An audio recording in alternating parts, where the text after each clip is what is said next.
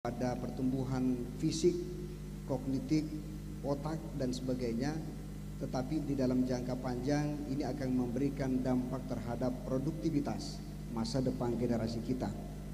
Sayangnya dari sisi disparitas, kasus ini juga sebagian besar terjadi di wilayah-wilayah Indonesia bagian timur seperti NTT, kemudian Maluku, Maluku Utara, Sulawesi Tenggara dan Sulawesi Tengah.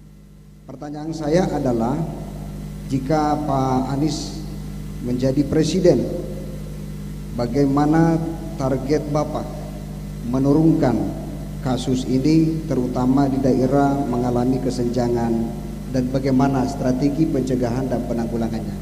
Itu yang pertama.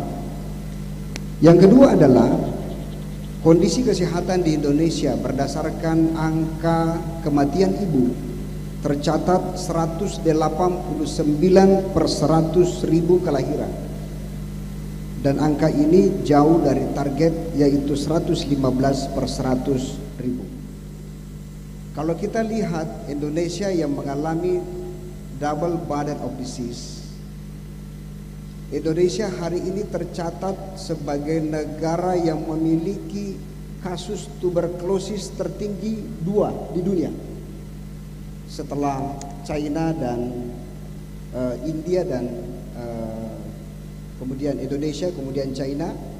Kemudian kasus tertinggi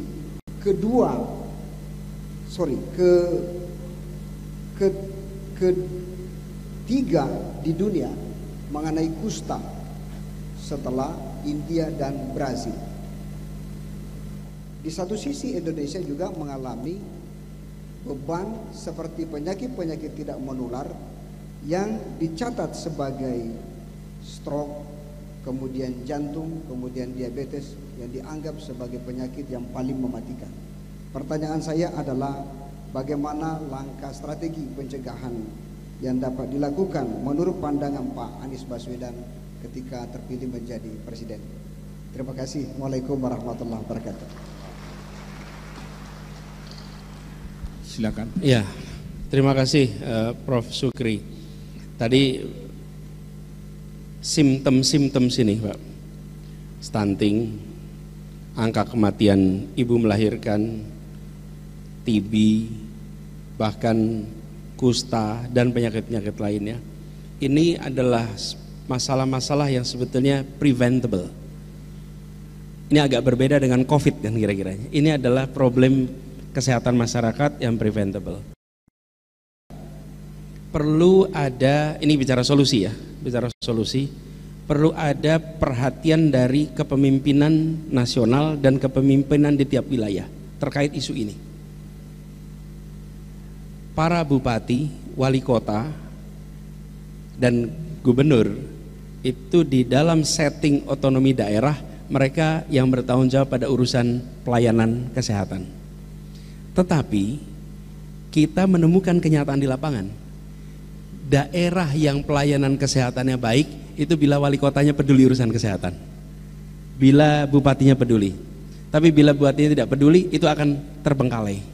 Nah, kami melihat, Pak, dari nasional, saya menjadi kepala daerah ini, belum pernah Pak dikumpulkan, diberitahu, Pak Gubernur, target untuk pencegahan penyakit A, B, C, D, F, G, nggak pernah, Pak.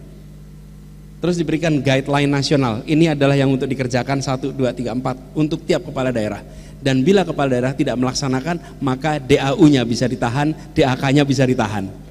Kenapa? Karena dia harus melaksanakan program. Itu nggak pernah. Jadi saya melihat satu kepemimpinan manajemen ini, bagaimana target-target kesehatan masyarakat dari kepemimpinan nasional diteruskan kepada kepemimpinan daerah, dan kepemimpinan daerah diminta bertanggung jawab karena kewenangannya sudah diberikan, anggarannya sudah diberikan. Ini satu. Yang kedua, praktek di lapangannya menurut saya harus mengoptimalkan peran ibu-ibu PKK. Itu garda terdepan kita yang terlewatkan selama ini. Dasawisma, satu ibu mengelola 10-20 keluarga. Mereka yang paling cepat mendeteksi ketika sebuah keluarga di komunitas punya masalah. Dan program seperti Posyandu, Posbindu itu diaktifkan lewat jalur PKK. Kalau selama ini Posbindu, Posyandu diaktifkannya lewat dinas kesehatan dan PKK-nya lewat dinas yang lain. Tidak bisa, harus diintegrasikan sebagai satu kesatuan karena mereka yang paling depan. Sehingga problem-problem tadi itu preventable. Lalu alokasi anggaran yang cukup untuk segala macam suplemen pembantu dari mulai ibu hamil sampai dengan lansia yang terkait pencegahan penyakit-penyakit seperti tadi.